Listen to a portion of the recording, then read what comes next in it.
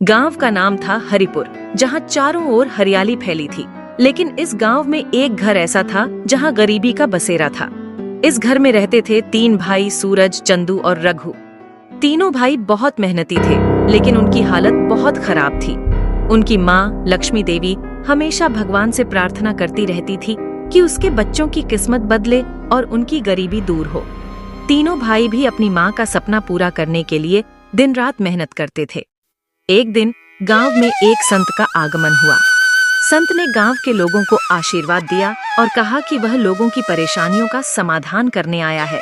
जब तीनों भाइयों को संत के बारे में पता चला तो वे तुरंत संत के पास गए और अपनी परेशानी बताई।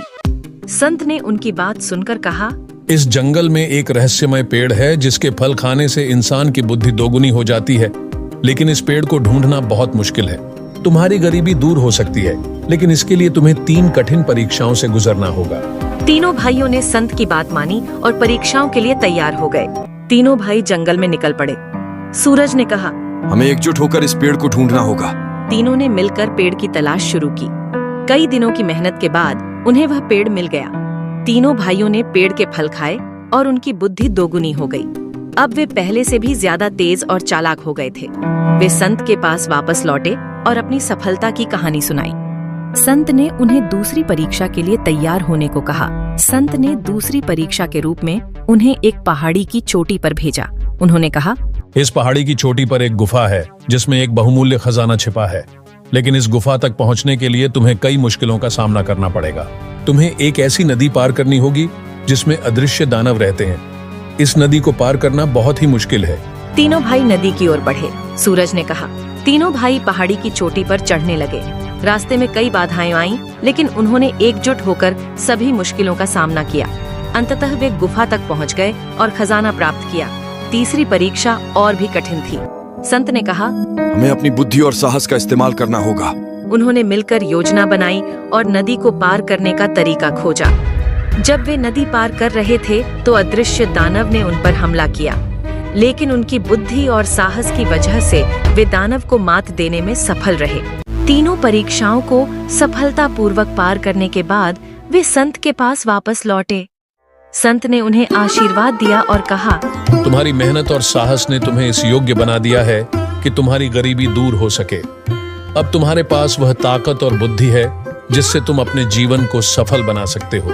तीनों भाई गांव वापस लौटे और उन्होंने अपने खजाने का सही उपयोग किया। उन्होंने गांव में स्कूल, अस्पताल और अन्य सुविधाओं का निर्माण किया।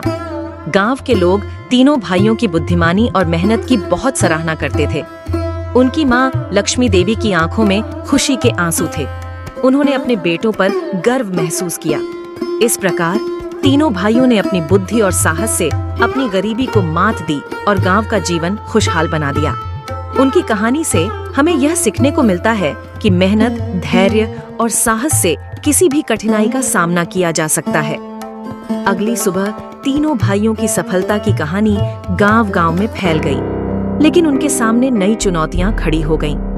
गांव में कुछ लोग उनकी सफलता से ईर्ष्या करने लगे।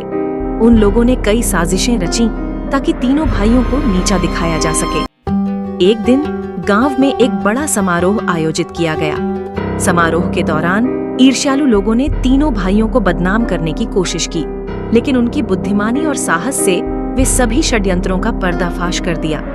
तीनों भाइयों ने गांव के लोगों को एकजुट किया और समझाया कि एकता में ही शक्ति है। उन्होंने गांव के लोगों को यह सिखाया कि अगर हम सब मिलकर काम करेंगे तो कोई भी कठिनाई हमारे रास्ते में नहीं आ सकती। गांव में तीनों भाइयों के नेतृत्व में कई विकास कार्य हुए। उन्होंने खेती के नए तरीके अपनाए, जिससे गांव की उपज बढ़ गई। उन्होंने गांव में एक छोटी सी फैक्ट्री भी खोली, जिससे गांव के लोगों को रोजगार मिला।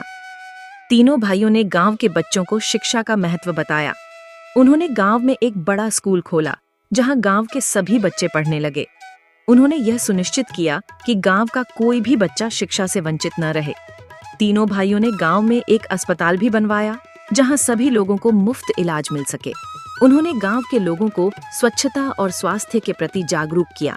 गांव के लोग अब आत्मनिर्भर हो गए थे। उन्होंने खेती, उद्योग और अन्य कार्यों में अपनी मेहनत से गांव को खुशहाल बना दिया। तीनों भाइयों की बुद्धिमानी और साहस ने गांव के लोगों को यह सिखाया कि मेहनत और धैर्य से किसी भी कठिनाई का सामना किया जा सकता है। तीनों भाइयों ने गांव में सच्ची मित्रता का संदेश फैलाया। उन्होंने गांव के लोगों को यह सिखाया कि सच्चे मित्र हमेशा एक दूसरे के साथ होते हैं और हर मुश्किल घड़ी में एक दूसरे का साथ देते हैं। हरिपुर गांव अब एक आदर्श गांव बन चुका था। गांव के लोग तीनों भाइयों की मेहनत और बुद्धिमानी की मिसाल देते थे। उन्होंने गांव के लोगों को यह सिखाया कि किस तरह मेहनत, धैर्य और एकता से किसी भी कठिनाई का सामना किया जा सकता है। तीनों भाइयों ने अपनी मेहनत और बुद्धिमानी से न केवल अपनी गरीबी को मात दी, बल्कि पूरे गांव को खुशहाल बना दिया। उनकी कहानी हमें यह सिखाती है कि किसी भी कठिनाई का सामना करने के लिए हमें अपनी बुद्धि और साहस का सही उपयोग करना चाहिए। इस प्रकार तीनों भाइयों की कहानी ने हमें यह सिखाया कि मेहनत, धैर्य और साहस से किसी भी कठिनाई का सामना किया जा सकता है और जीवन को खुशहाल बनाया जा सकता है।